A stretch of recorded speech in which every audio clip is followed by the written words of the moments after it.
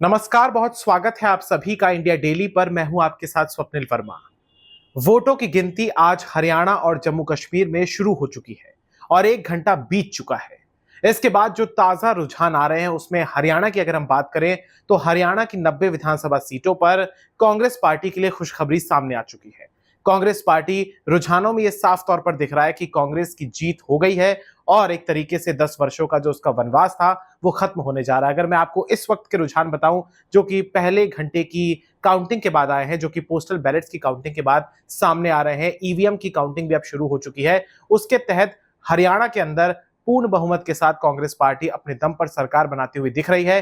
55 सीटें, यानी कि आप मान लीजिए मोटा मोटा कि 50 पार हो चुकी है। 90 सीटों का कुल तरीके से वहां पर कुल जमा सीटें हैं, जिसमें से 50 पार, यानी कि अभी इस वक्त 55 सीटों पर कांग्रेस पार्टी आगे चल रही है। तो वहीं अगर बीजेपी की बात करें तो बीजेपी के लिए एक तरीके से बुरी खबर है। बीजेपी अभी 30 पर भी नहीं पहुंची है। वो बीजेपी जो कि पिछली बार 40 सीटों पर जीत दर्ज कर चुकी थी, 10 वर्षों तक सत्ता में रही, एक तरीके से एंटी इनकम्बेंसी हो या फिर केंद्र सरकार की योजनाएं हो या हरियाणा में अपनी जो राज्य सरकार की कुछ योजनाएं हो, किसान जवान पहलवान का मुद्दा हो, ये तमाम चीजें लगता है कि भारी पड़ गया।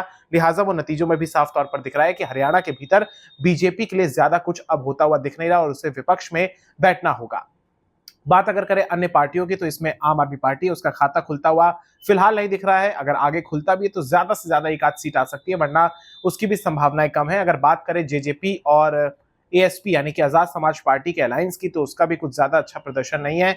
अगर एक और पार्टी जो है वो है आईएनएलडी यानी कि इंडियन नेशनल लोकदल, चौटाला की जो पार्टी है, ये बसपा के साथ थी गठबंधन में, फिलहाल ये 3 सीटों पर आगे चल रही है और अदर्स यानी कि अन्य जो हैं वो 7 सीटों पर आगे चल रहे हैं। इसके अलावा अगर कुछ सीटों की बात मैं करूं हरियाणा के दृष्टिकोण से, तो यहां पर कैथल में फिलहाल बीजेपी आगे चल रही है, जींद में कांग्रेस आगे चल रही है। इस वक्त अगर मैं बात करूं सिरसा में निर्दलीय उम्मीदवार आगे चल रहे हैं, हिसार में भी अन्य उम्मीदवार आगे चल रहे हैं और झज्जर में कांग्रेस पार्टी आगे चल रही है। तो ये हरियाणा का एक तरीके से है।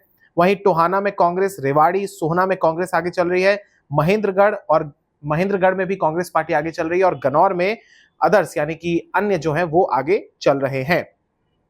जल्दी से अगर हम बात करें, ये तो थी हरियाणा की, अगर हम बात करें जम्मू कश्मीर की, पहले घंटे में क्या रुझान आए हैं, तो जम्मू कश्मीर के भीतर भी आप देखिए तो नेशनल कॉन्फ्रेंस और कांग्रेस पार्टी के अलायंस को यहाँ पर पूर्ण बहुमत दिखता हुआ मिल रहा है और एक तरीके से मिलता हुआ दिख रहा है। कांग्रेस पार्टी फिलहाल जो है वो वहां पर 10 सीटों पर आगे है, नेशनल कॉन्फ्रेंस 35 सीटों पर आगे है और जो पीडीपी है वो 6 सीटों पर आगे, यानी महबूबा मुफ्ती जिनका अलायंस फिलहाल तो नहीं था इनके साथ, लेकिन वो एक तरीके से सिमटती हुई दिख रही है सिंगल डिजिट में। पार्टी का जो अलायंस है वो नेशनल कॉन्फ्रेंस के साथ है, लिहाजा वो भी सरकार में शामिल होती हुई दिख रही है, लगभग बहुमत के पार हैं। अभी आंकड़े हालांकि फ्लक्चुएट कर रहे हैं, लेकिन मुख्य तौर पर हमें लगता है कि जम्मू कश्मीर में भी यहाँ पर नेशनल कॉन्फ्रेंस और कांग्रेस का अलायंस जीत जाएगा।